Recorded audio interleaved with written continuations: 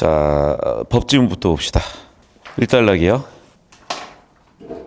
법 조문으로 구성된 법 규범인 성문법의 의미를 파악하는 것을 법 해석이라고 한다. 법 해석에 대한 정의가 나와 있고, 여러분 요즘 수능은 배경시 없으면 어렵습니다. 그런데 자꾸 배경시 없다고 얘기를 하고 뭔가 배경시 없어도 풀리는 것처럼 얘기를 하는데, 간단하게는 일단 어휘력도 배경 지식이잖아. 법조문이 뭔지 모르는 애가 이 지문을 어떻게 이해를 해? 그러니까 기본적으로 배경식은 필수예요, 여러분. 그러면 왜 자꾸 없다고 얘기를 하려고 하냐? 어디까지 알아야 되는지가 불명확하니까잖아.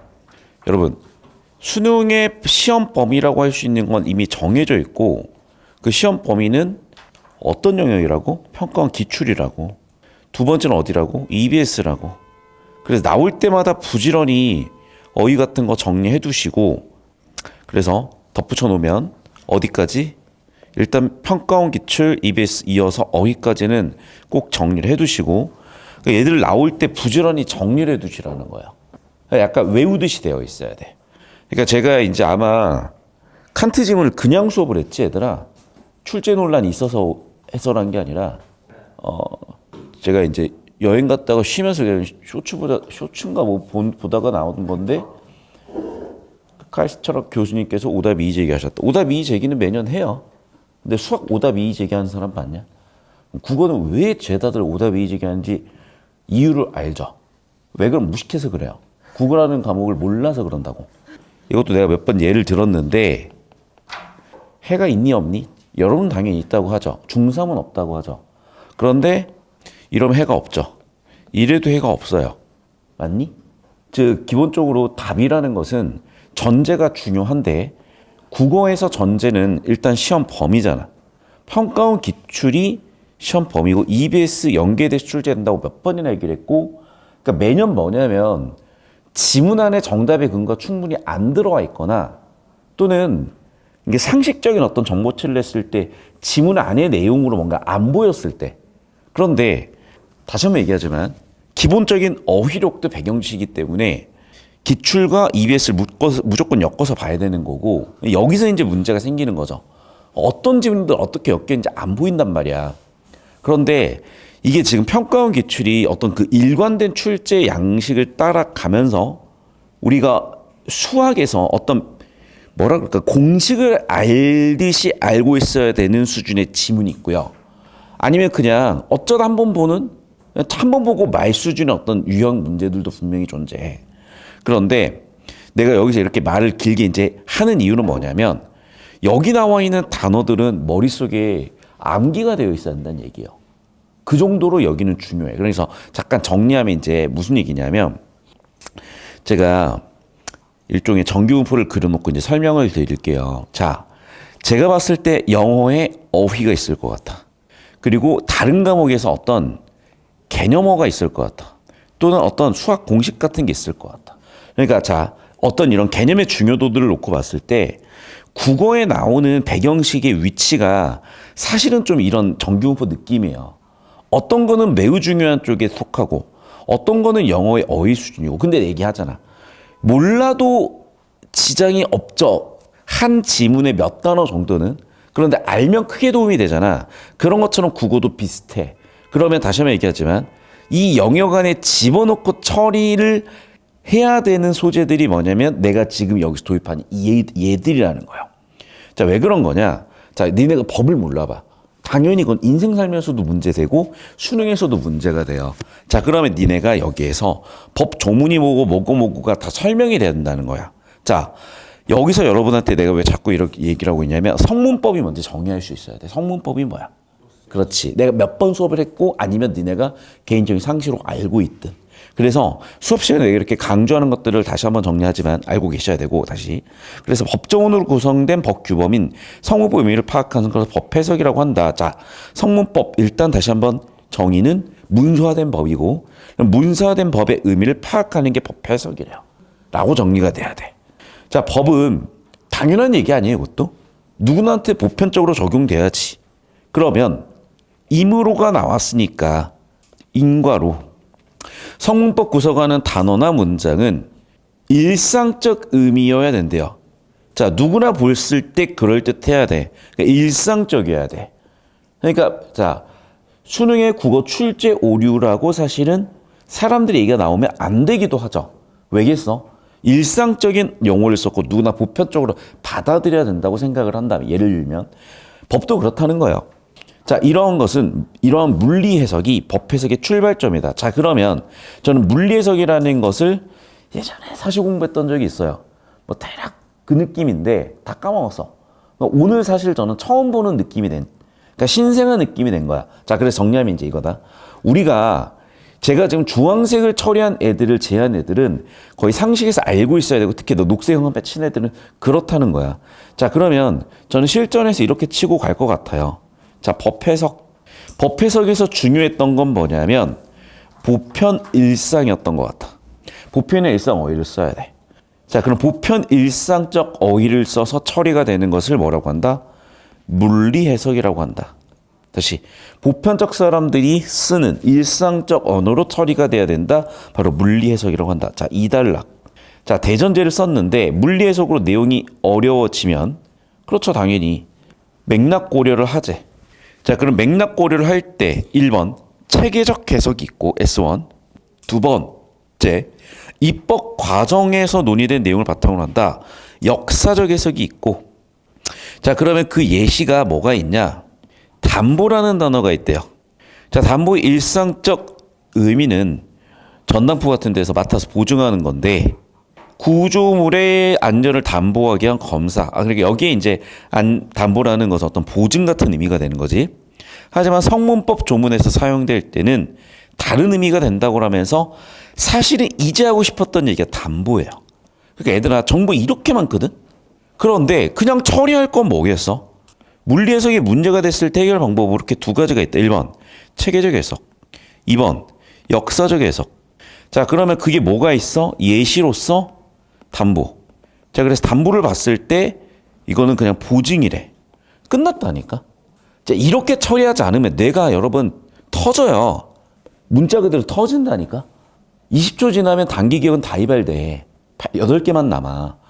그러니까 다시 한번 얘기하지만 이건 있어요. 이 선지를 판단하는데 판단이 좀 안 돼서 왔다 갔다 하면서 걷어내고 남은 애들 중에 뭔가를 가지고 판단해내는 이 느낌이나 실전 느낌 분명히 여러분 다 가지고 계실 거야. 그런데 이제 지금 약간 뭐라 그럴까? 중2, 중3, 고1, 고2 때부터 해온 경험들에 의해서 여러분이 인격이 형성돼 있잖아. 이게 지금 논란이 들어갔었던 칸트 지문이잖아. 니네 인격을 뭐라고 정의할 거냐는 거야. 경험들이 결정을 한다고요. 자, 그러면 그때부터 풀었던 경험들이 지금의 너희 인격을 형성하고 있고 지금의 너희 정보 처리 알고리즘을 형성하고 있어요. 그래서 국어 점수 바꾸기 어렵다는 거야. 왜냐하면 인격이 바뀌어야 되거든. 니네가 4년 동안 해온 경험만큼을 투자를 해서 바꿔놔야 돼요. 그러니까 잘 안 바뀌는 거야. 그래서 이제 잠깐 비유를 하고 이제 그래, 우리가 뭐 이제 문제 푸는 것도 중요하지만 이런 어떤 동기를 받는 것도 중요하니까 여행 갔다 썰 풀 게 너무 많았는데 막상 열심히 안 들어주는 반에서는 썰을 풀고 있었고 이반에 열심히 들어주고 있는데 안 풀고 있네. 많아요, 풀게. 한복다리 비슷해 지금. 뭐부터 풀까? 장르 한번 골라봐. 다 하면 뭐 4주 해야 돼요. 4주 분량이야. 그 정도야. 그 정도로 스페셜하게 갔다 왔어요. 제일 재밌었던 거. 제일 기억이 나. 다 재밌었어. 다 기억나. 한 10개 돼요. 장르를 네가 정해보라니까. 친구 생일이었어요. 친구 생일이어서 자기 생일로 자기가 썼어요. 좋은 친구였어요. 근데 3명이 갔거든? 내가 한 8개 먹었어요. 그러니까 10개 나왔으면 2개를 걔가 2개를. 아까 나눠 먹었지. 이제 나눠 먹었는데 애들 입이 짧더라. 나는 근데 그거를 못 넘기겠더라고. 이 새끼들 또 그런 걸 봤구나. 사진을 내가 그것만 올렸나? 쌤 무슨 막 갑자기 여자랑 가수였어요. 장난 아니었어 걔는. 안 예뻤잖아요. 중요한 건 안 예뻤잖아. 국적기요? 제가 대한항공을 몇 번 탄 줄 알아요? 캡처해서 한번 보여줄게. 나도 놀랬어. 이번에 보고 이번 약간 좀 근데 너희가 다 정말 재밌는 얘기는 다 벗어나고 있네. 재밌는 얘기 해주시면 되지 않아요? 됐어요. 국적기 얘기했기 때문에 국적기 얘기를 잠깐 할게요. 자랑은 아니고 이제 자랑인가? 자랑이죠. 그래요, 자랑하죠 뭐. 많이 탔더라. 이렇게 많이 탔다고? 이렇게 많이 탔을 리가 없는데. 마일리지. 마일리지 몇 천이야? 마일리지. 오사카 이거 한 적 없는데. 마일리지.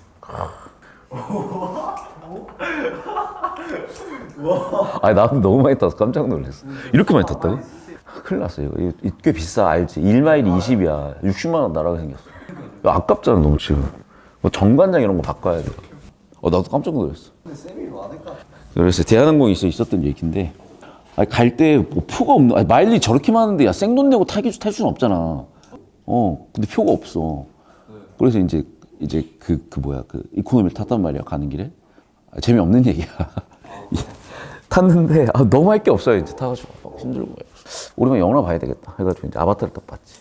아바타를 봤는데 야 아바타 힘들더라. 아바타 3시간 20분 봐야 되는데 뒤쪽이 재밌었어요. 맞아요. 근데 앞쪽이 너무 힘들었어. 그러니까 앞쪽은 야 우리 영상 이렇게 예쁘게 잘 만든다를 보여주고 싶은데 2만 원 화면으로 영상 예뻐 봐야 뭔 느낌이 있겠어. 아무튼 아바타 봤고 근데 보다가 중간에 끊긴 거야.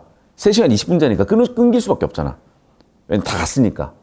오는 길에 이제 봤죠. 오는 길에 이제 봤고 평소에 영화도 안 보는데 영화를 갑자기 이제 꽂힌 거야. 그래서 이제 뭐 볼까 고민하다가 인사이드 아웃을 봤어요. 지게죠. 죽여 진짜. 인생 영화였어. 그 인사이드 아웃 1이 있고 2가 있잖아요. 1은 봤었는데 2를 이번에 처음 봤어요. 뭐 습할 것도 없긴 해. 근데 그게 보니까 교육 영화더만. 그래서 나도 그러니까 배운 거야. 그러니까 우리가 불안이라는 감정을 나쁘게만 생각할 수도 있는데 불안이라는 감정이 미래를 예측하고 대비할 수 있게 해준다 이런 것도 있고. 근데 불안이가 폭주해가지고 개판치거든. 근데 이제 거기에 보면 그 자아가 형성되는 과정을 설명하는 그런 영화잖아요. 자, 그래서 내가 그 얘기를 한 거야. 내가 지금 이 얘기를 왜 끌고 온 거냐면 이제 내가 너무 니네하고 세대 차이가 나다 보니까 니네가 어떤 느낌으로 시험을 대하고 있고 어떤 느낌으로 공부하는지가 너무 괴리가 크더라고요. 근데 뭔가 되게 운 좋게 니네하고 이제 마팔을 하기 시작을 하면서 알고리즘이 니네께 뜨기 시작을 하면서 요즘 애들 이런 생각을 가지고 이렇게 생각을 하고 이런 어떤 입시 준비하는 느낌이구나를 봤고 특히 또 바뀌었던 것 같아. 요즘 애들 트렌드 중에 하나가 자기 공부하는 거 이렇게 해가지고 뭐 반수생의 연세대 뭐 도전기에서 이런 거 올리는 애들 있더만. 릴스나 쇼츠로. 갤러리 쪽으로. 그러니까 내가 그런 애들 걸 좀 보다 보니까 요즘 애들이 이 시험을 어떻게 대하는지 좀 알게 된 거거든요. 그리고 민미민누 다시 좀 봐야 될 것 같다. 민미민누랑 유리한 데이 두 분 나와가지고 쭉 얘기하는 걸 봤는데 이제 유리한 데이가 되게 미민이 약간 꼽주는 거야. 이게 국어가 멘탈이 되게 중요한데 멘탈 약한 사람은 때려 죽여도 안 고쳐진다. 그래가지고 미민도 멘탈이 약해서 결국 국어 때문에 오수했는데 오수하고도 수시로 대학을 가지 않았냐라고 했더라고요. 국어 때문에. 근데 그걸 보면서 딱 느낀 거예요, 이제. 옛날에 이런 얘기를 전혀 안 했거든. 왜냐하면 이론적인 얘기만 했고 수업적인 얘기만 끌고 갔었어. 왜냐면 그거 말고는 나는 모르겠으니까. 근데 내가 지금 올해 왜 바뀌었냐면 올해 저는 약간 농사 실패를 했어요.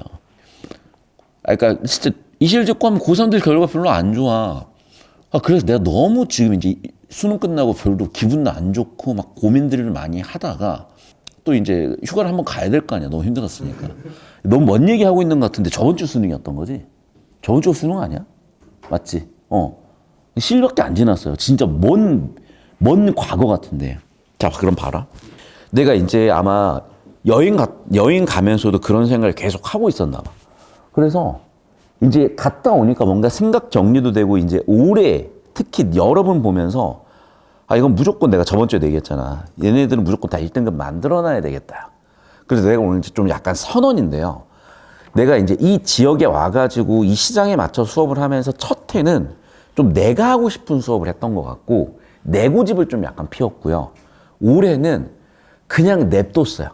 학원에서 하고 싶은 대로 하세요. 부모님 하고 싶은 대로 하세요. 학생 하고 싶은 대로 하세요. 그냥 다 냅두고 맞춰줘 봤단 말이야. 또 한편으로 그렇게 하니까 잘 된 것 같기도 했지만은 얘들아 뭐가 잘 된 거니? 내가 부산에서 매출 1등이 잘 된 거니? 아니야. 매출 1등이래. 몇 명 되지도 않는데. 큰 반들이 몇 개 있기 때문이겠지. 근데 중요한 건 그게 아니야. 뭐가 중요한 거야? 니네 등급이 중요하잖아. 이 학원이 이제 내신 학원이잖아요. 수능반이 잘 안 되잖아. 근데 이제 요즘은 다 그렇게 이제 지역 학원들은 다 그래. 근데 난 이걸 보면서 너무 안타깝고 답답한 게 뭐냐면 결국 너희가 수능 1등급이 나와줘야 돼. 난 그래야 좀 휴가를 행복하게 갔다 올 수가 있을 것 같아요. 되게 무거운 마음으로 갔단 말이야. 자, 그래서 잘 들어라, 얘들아. 지금 국어라는 과목을 어떻게 공부하셔야 되냐면 마치 한 지문 한 지문이 사탐의 교과서처럼 공부하셔야 돼요. 그러니까 되게 힘든 과목이야. 이제 그렇게 생각을 하면. 그러니까 왜 너희가 구조도를 그리기 힘들어하고 버거워하고 수업 들으면서 특히 작년 선배들이 지쳐하는지 알 것 같은 게 왜 그러냐면 이게 사탐의 교과서를 공부를 딱 하면 유형에서 엮이는 문제들이 되게 명확하고 그래서 개념 공부를 하고 문제 풀고가 되게 세팅이 되어 있고 뭔가 범위도 정해져 있는 것 같고 체계적으로 잡히는 느낌이 드니까 사탐은 그러려니 해. 근데 국어는 그렇게 경험을 못 해본 거야.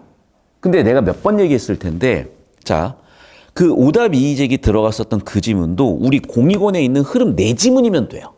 거기에 엮어볼 수 있는 지문들이 몇 개 있어. 자, 마찬가지다. 그래서 앞으로 여러분 우리는 국어 지문들을 아주 곱씹어 먹듯이 볼 수 있는 지문들 위주로 내가 끌고 올 거야. 걔는 봐야 돼. 그런데 너희가 흩날려야 되는 지문들이 있어. 내가 또 이번에 가가지고 돈을 약간 뿌리고 왔었는데 흩날리는 지문들이 있어요. 흩날리는 지문들. 뭐 EBS 지문들. 뭐 사설 문제들. 그러니까 구분을 할 줄 알아야 된다는 거야. 자, 그럼 봐라. 다시 한번 얘기할게요. 우리가 수능 지문이야. 그럼 이유 불문 얘는 곱씹고 외우듯이 봐야 되는 지문들이 되는 거고 그게 아니라 뭐 EBS는 연습 지문들 흩날려야 되는데 그러니까 그 강약 조절이 필요하다는 거야, 앞으로. 그래서 저희 패스트트랙의 교재에 실려있는 지문들은 당연히 강으로 봐야 되는 지문들이고요. 그게 아닌 지문들은 이제 그냥 흘리듯이 봐도 되는데 자, 그럼 봐. 이건 되게 제가 지금 강하게 힘줘서 보고 있는 거야. 이 연습을 사실은 매 주마다 하셔야 돼. 그리고 이게 디폴트가 되셔야 돼요. 그러면 그냥 1등급 고정이더라고. 그런데 구조들을 디폴트하게 못 그리는 애들이 진동이 오거나 또는 이거를 어린 나이에 빨리 장착을 하면 또 1등급이 꽂혀. 근데 어린 나이에 빨리 장착 못하면 안 꽂히더라고. 자, 일단 너희 확인 좀 해보자. 자, 10월 등급 1 손 한번 들어봐요. 잠깐 이렇게 할게. 올해 일을 한 번이라도 받아봤다 손. 내 모의고사에서 1 손. 올해 일을 한 번이라도. 2 손. 2. 일을 한 번을 받아봤다. 손 내릴게요. 9월 몇 등급, 10월 몇 등급? 6월은? 6월. 4, 3, 2래요. 근데 내가 얘에 대한 인상이 있을 거 아니야. 그 인상 대비 얘 왜 이렇게 잘해왔어요? 그게 점수로 지금 보인 거야. 무슨 이게 되니? 얘도 얘는 전국 63등이에요. 10월이 99.79니까 99.79니까 상위 0.21%잖아. 63등이야 그러면. 니네 30만 명 정도가 쳤어. 알겠어? 무슨 얘기 하는지 지금 들려, 얘들아? 자, 봐. 얘 구조도 거의 완벽해요. 얘 완벽해졌어요. 구조도 잘 그리라고, 얘들아. 왜냐면 봐봐. 얘네 앞에서 둘이서 이러고 있는 거 보면 되게 애들 약간 띨빡해 보이잖아. 얘네 평소에 하는 거 봐. 되게 띨빡해 보이지 않냐? 근데 잘 하잖아요. 한 명은 전교 아니에요. 전국이야. 한 명은 전국 63등이고 한 명은 432라니까요. 띨빡해 보이는데 이렇게 너무 평범해 보이는데 된다고. 그러니까 내가 이걸 자꾸 헛된 희망이 아닐까라고 생각을 하고 올해 1년을 내려놨더니 와, 나 지금 너무 심각해. 나 너무 지금 짜증나요. 니네 말고 너희 고3들 지금 성적이 그렇게 못 나온 것도 아니야. 잘 나온 애들 뽑아갖고 막 하면 되지. 많아. 잘 나온 애들. 의대 간 애도 있고 수시학교 간 애들 많아. 뭐 공사 간 애도 있고 별의별 애들 다 있어요 지금. 그런데 그것 대비 잘 나와줬어야 되는 애들이 좀 안 나왔어요. 과외생들이 좀 안 나왔어. 돈을 존나 세게 받았는데 씨발. 과외비 존나 세게 몇백 받았는데 안 나왔어요. 내가 지금 그래도 약간 그것 때문에 지금 멘탈이 좀 약간 흔들렸거든. 근데 왜 그러냐면 아니 얘들이 축구도 고집스럽게 안 바꾸는 거야. 그러니까 내가 옛날에는 진짜 멱살 잡고 바꿨거든요. 얘 안 바꾸잖아. 날샘에서 바꿀 때까지 같이 했어. 근데 요즘 그럼 아동학대 그러지도 못해. 그러니까 내가 지금 너무 답답한 것 중에 하나가 뭐냐. 막 애가 너무 공부를 안 하고 애가 뭐 이런 녹아 있고 막 이거 아닌데 도대체 어떻게 해야 되지? 그래가지고 내가 막판에 보강 막 잡았는데 막 이렇게 온 거야. 힘들어한대 얘가. 1시간 이상 수업하기 힘들다. 고3이. 그래서 얘가 마지막 파이널까지 어떻게 돼 있었냐면요. 모의고사 풀세트를 못 풀기 시작을 하는 거야. 그러니까 얘가 80분의 집중력조차 못 만드는 거야. 그래갖고 이제 엄마는 결과가 역대급으로 개떡이었대요.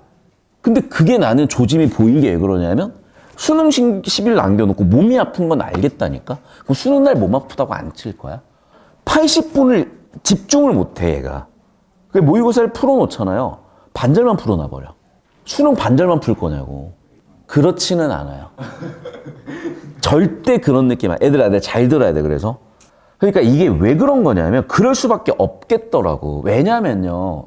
애가 찡찡대잖아. 야, 해. 그럼 해. 맞잖아. 야, 나 지금 여기 아파. 좀 쉴까? 그래.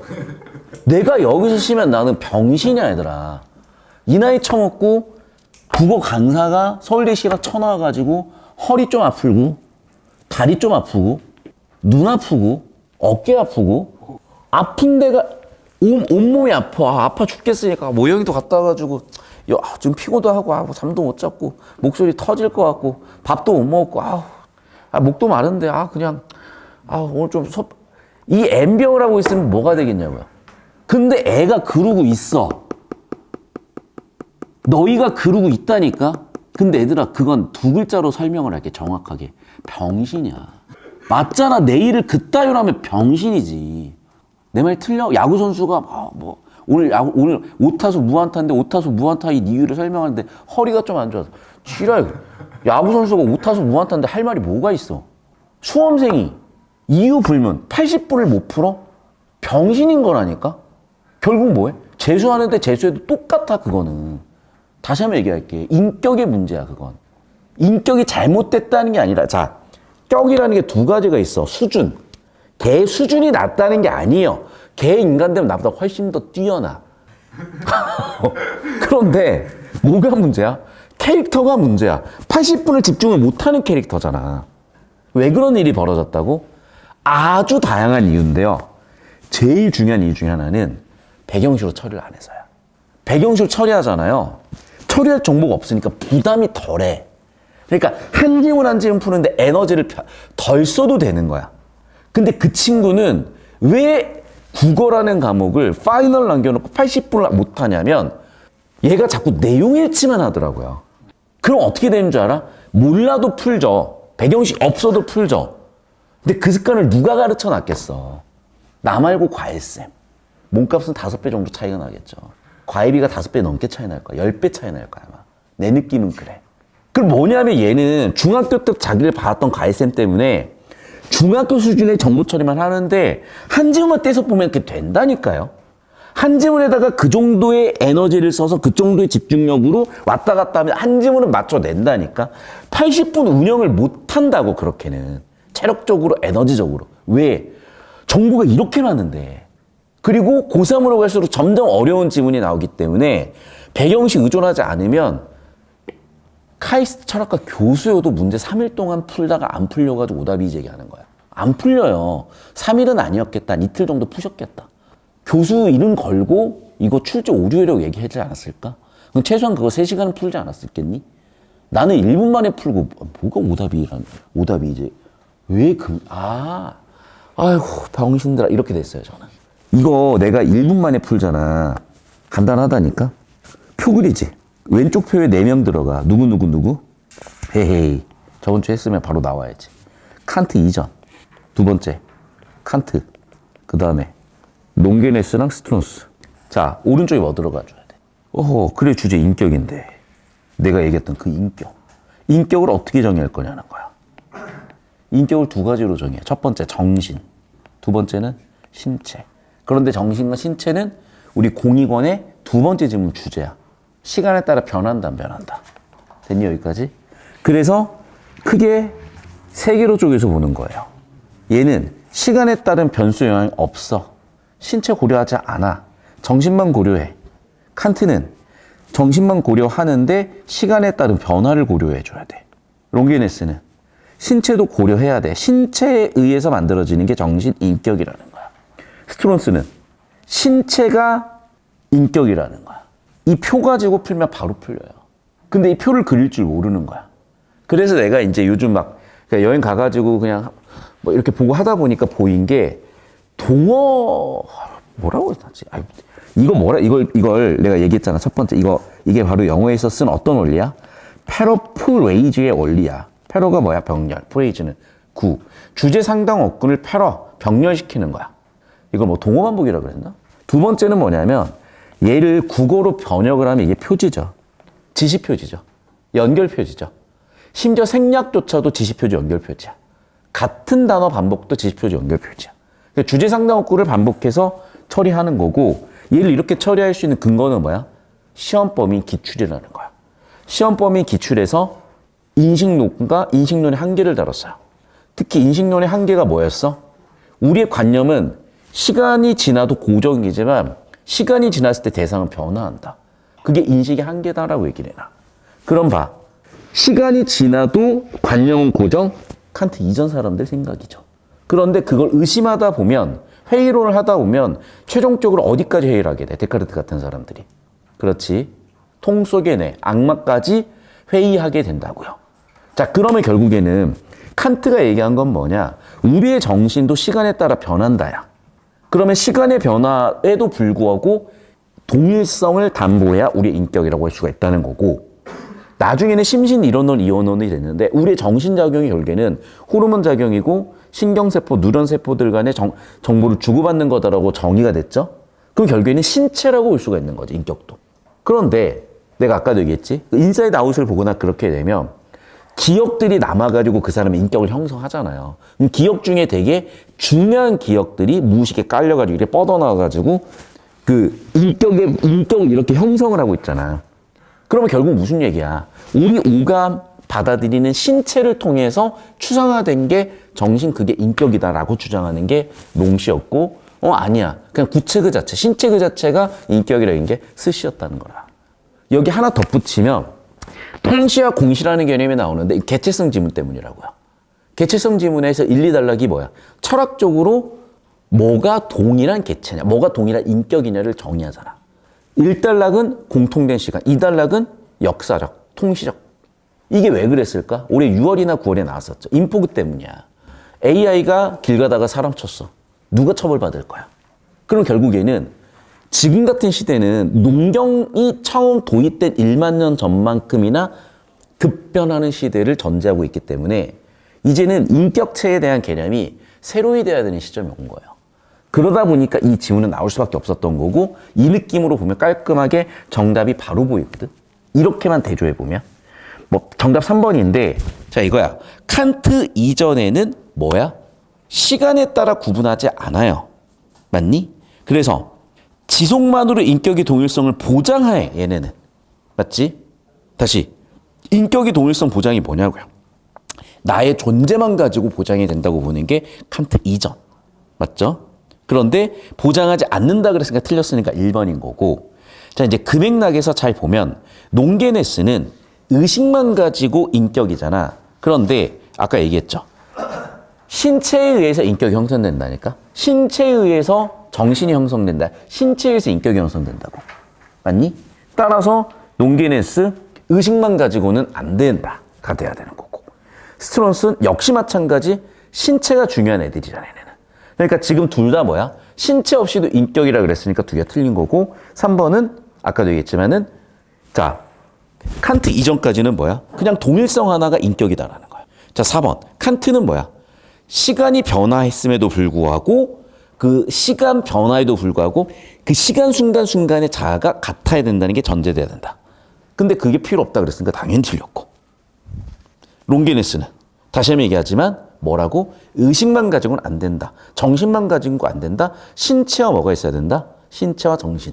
그 중에서도 신체에 의해서 정신이 형성된다고 보는 게 롱게네스. 그 다음에 스트론스는 정신과 신체를 같다고 봤고 신체 그 자체가 인격이라고 봤잖아. 됐니? 따라서 의식만 가지고는 인격을 볼 수가 없다. 정답 3번으로 설계가 됐다는 거예요. 여기까지 이해되셨죠? 그러니까 간단하게 기출들을 엮어가지고 이렇게 표를 딱 그려주시는 게 풀이 과정이라는 거야. 근데 이걸 할 줄 모르기 때문에 그러니까 내가 이걸 왜 자꾸 강조하냐면 국어 점수가 제일 안 바뀐다며. 그러면 다 틀렸다는 얘기 아니야? 맞잖아. 이렇게 하는 사람이 얼마나 되냐고요. 거의 없잖아. 그냥 이렇게 하는 거야. 틀릴 수가 없어, 이렇게 하면. 자, 전국 63등. 432. 근데 이게 하루아침에 됐니? 그래. 얘네들이 처음에 내 수업을 듣고 잠만 자다 가네. 예쁜 여자쌤 찾아가네. 별의별 애들이 있어요. 별의별 애들이. 근데 결과적으로 어느새 젖어들고 막 정보량이 쏟아지다 보면 소화하다 보면 사람이 한번 확 바뀌어요. 경험이 그 사람의 인격을 형성한다니까. 그러니까 좋은 거 보고 다녀야 되는 거고 많은 걸 경험해야 되고 다양한 걸 경험해야 되고 필요한 걸 겪어야 되는 거예요. 자, 됐어요, 여기까지? 자, 그러면 다시 돌아와서 내가 왜 이 얘기를 하는지 이제 다시 이해가 되죠. 씹어 먹어야 돼. 자, 씹어 먹는다는 느낌을 모르겠잖아. 그래서 제 커리큘럼을 타셔야 되고 우리 020, 010을 다시 한번 리뷰하는 시간을 가질 건데 중간 합류한 학생이나 우리가 뭔가 뭐 개강의 어떤 시점을 정해가지고 커리큘럼을 끌고 나가야 되는 거잖아. 그러니까 우리는 약간 지금 프리시즌이라고 생각해 주시고 올해 수능이나 올해 있었던 지문들을 어떤 식으로 분석해서 봐야 되는지 앞으로 공부를 어떻게 해야 되는지를 좀 우리가 지금은 좀 친절하게 본 다음에 12월 중순에 개강을 할 때는 우리 1권, 2권 같은 거를 핵심 지문들만 다시 한번 수업에서 하고 나머지는 과제로 영상으로 나가서 중간에 들어온 학생들은 그걸 영상을 꼭 보시고 기존 학생들은 역시 그것도 복습하시고 추가적인 과제가 나간 형태로 될 거라는 거 다시 한번 얘기해드리고 자 그러면 이제 그런 느낌을 잡아봤을 때 우린 일단락에서 뭐가 보여야 된다? 아 오케이 문사된 법 그런데 그거는 보편타당해야 돼. 그러니까 사람들이 법 해석이라는 걸 할 거는 보편적인 사람이 일상적인 언어로 하는 거고 그걸 한마디로 물리 해석이라고 그러는데 그 물리 해석이 안 되는 경우가 있을 수도 있겠어. 그럴 때는 두 가지법 체계적인 해석이나 역사적 해석을 하겠대. 아직 체계적 해석과 역사적 해석이 뭔지는 잘 모르겠는데 체계적 해석은 보니까 뭘 고민을 하자? 맥락. 두 번째 입법 과정을 고려하되 역사적 해석. 알겠어. 자, 그 체계적 해석 옆에다 써. 뭐라고? 맥락. 자, 이게 동어 반복이라고 해도 되고 패러프레이즈라고 해도 되고 표지라고 해도 돼요. 어쨌든 주제 상관어를 바꿔 쓰고 있어. 역사적 해석은 뭐야? 입법, 목적, 입법 취지죠.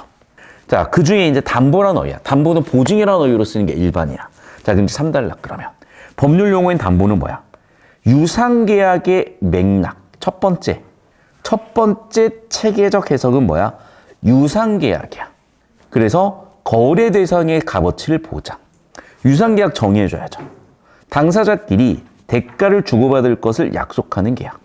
유상계약의 일종인 매매계약. 좁혀가고 있어. 매매계약에서 자 목적물이 체결 당시부터 있었던 하자 때문에 대금만큼의 값어치를 못하는 문제 상황이었어요. 매도인은 담보 책임을 져야 된대. 자 그러면 그 문제를 해결하기 위해서 손해배상이 원칙이지만 하자로 인해 매수인이 달성이 불가능한 문제가 생겼다면 매수인은 계약 파악이 대금 환불 청구도 된다는 거야. 그런데 예외가 있죠. 경우의 수야 이것도. 하자 존재를 알았다든지 알 수 있었다면은 담보 책임이 인정되지 않는다라고 나와 있어. 내가 이 얘기는 하기 싫었는데 제 2심 판결이 다음 주 수요일이야. 두 가지로 걸었겠죠. 형사와 민사로. 1심은 사실상의 패소였어요. 왜 그러냐면 이제 형제 중에 하나가 신용불량자의 아예 사기꾼이야. 이 새끼 다 뒤집어 썼어. 그리고 얘랑 나머지 형제 그 다음에 처제 이 두 사람이 관련이 없는 걸로 해서 나는 이 사람한테 돈을 받는데 얘는 파산했으니까 돈을 못 받지. 얘네는 나한테 돈을 받게 되는 거야.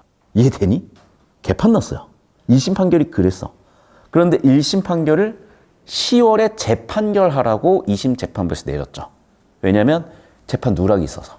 그러니까 그 정도로 1심 판결이 좀 잘못되기도 했고 얘네들이 굉장히 법을 잘 알고 교묘하게 이용하는 애들이었어. 근데 결정적 증거가 나왔죠.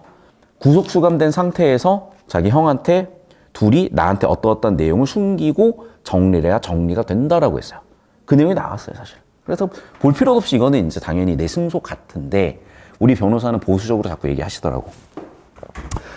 그래서 솔직히 그래서 다음 주에 이제 그거니까 제대로 쉬지도 못했고 아무튼 자, 그 일 하고 싶은 이유는 뭐냐 봐라. 인생은 실전이기 때문에 니네가 이런 개념을 못 잡고 있잖아요. 그러면 저 터지는 거고 1심 변호사는 이긴다고 아주 장담을 했어. 그 사람도 서울대 나온 사람이야. 심지어 내 아주 친한 후배가 소개해 준 사람이야. 그런데 와 저랑 의전할 뻔했어요. 1심 진행하면서. 그러니까 얘들아 변호사는 믿을 게 못 돼요. 너희를 도와주는 사람일 뿐이야. 그러니까 너희가 싸우는 거야. 잘 들어. 작년에 이제 대통령이 계엄 때렸다가 지금 깜빵 가 있잖아. 법에서 진 거야, 얘들아. 법으로 진검승부를 한 거예요. 다시 한번 얘기하지만 현대사회는 법으로 진검승부를 하는 거야. 일본의 전국시대는 사무라이 일본 도를 가지고 승부를 보는 거고. 자, 그래서 법을 정확히 알고 계셔야 된다는 강조를 다시 한번 한 거고. 자, 그럼 여기까지 나와 있는 내용들이 이제 머릿속으로 정리가 되든 아니면 구조 처리가 되든 실전에 시간이 잡으면 해야 돼. 자, 4단락 볼게, 이제. 한편, 담보는 채권과 관련된 맥락에서는 또 어떻게 쓰여? 채권의 실현 가능성을 보장하기 위한 조치로 쓰인다는 거야. 자, 담보 물건이 그 예래. 자, 금전채권은 채권자가 채무자로부터 돈을 받아야 실현이 되는데 채무자가 돈을 지급하지 않으면 문제죠. 강제 집행 절차를 할 수가 있고, 이거 유튜브에 찍으면 안 되는데 실제로 저는 1심에서 패소했기 때문에 가압류가 들어왔습니다. 그래서 제 통장에 돈을 털어갔어요. 다 겪은 일이야, 내가. 그러니까 이게 고3들한테 나오는 이유를 알겠니? 니네 다 겪을 수도 있는 일이에요. 근데 우리나라는 사기 건수가 1년에 거의 몇백만 건 일어나기 때문에 너희가 평생에 사기를 한 번 이상은 겪어. 공부 잘 해두세요, 그러니까. 강제집행 목적물이 부동산이면 부동산을 경매해서 마련된 경매대금을 배당받음으로써 금전채권이 실현이 된대요. 경우의 수죠. 강제집행의 목적물이 동산일 수도 있고 부동산일 수도 있는 거야. 부동산의 경우 어떻게 분류할 수 있는 거지? 근데 봐. 왜 이 얘기를 한 거냐? 동산을 들고 가버리면 돼요.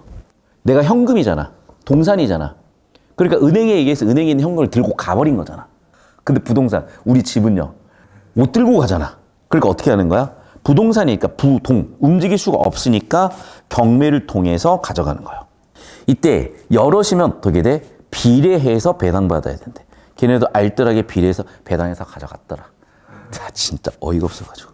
그러나 채권자 중 담보물권을 가진 자는 경매대금에서 자신의 채권액부터 먼저 배당을 받는다. 그래서 선순위 배당 같은 것들로 나와 있어요. 됐어요, 여기까지? 자, 정리를 해주시고, 자, 이제 구조도 그려봤을 거 아니야. 저랑 같이 다시 한번 꼼꼼하게 정리 한번 해봅시다. 이제 카메라 이쪽으로 올게요.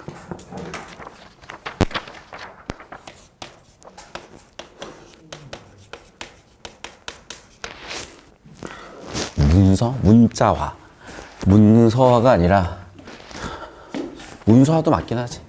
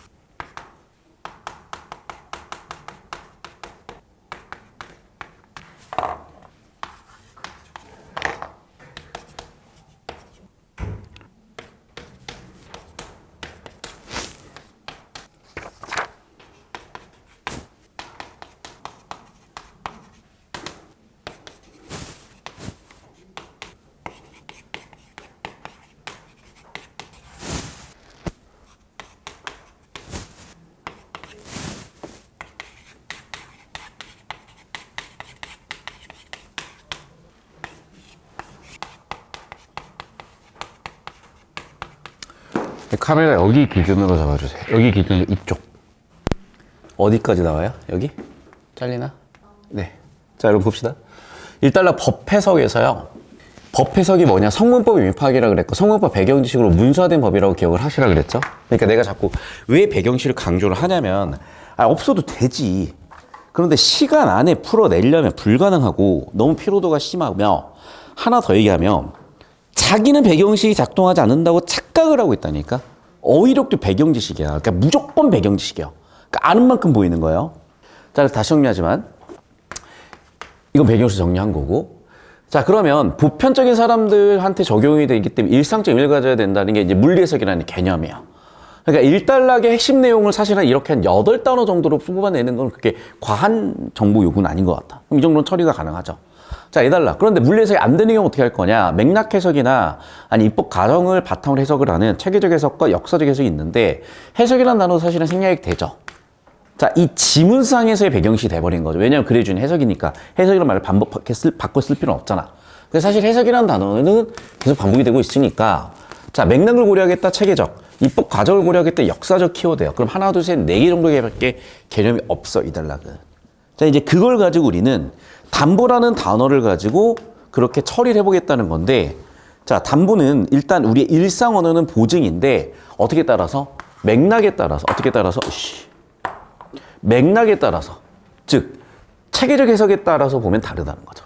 그래서 두 가지 맥락, 유상계약이라는 또는 채권 맥락이라는 두 가지 맥락을 던져준 거예요. 자, 그런데 여기서도 마찬가지다. 너희가 여기서 유상계약에서 발목 잡히면 이 지문 자체가 터질 뿐만 아니라 시험 자체가 터진다니까. 너무 피로해진다고. 얘들아, 너희 느끼지 않니?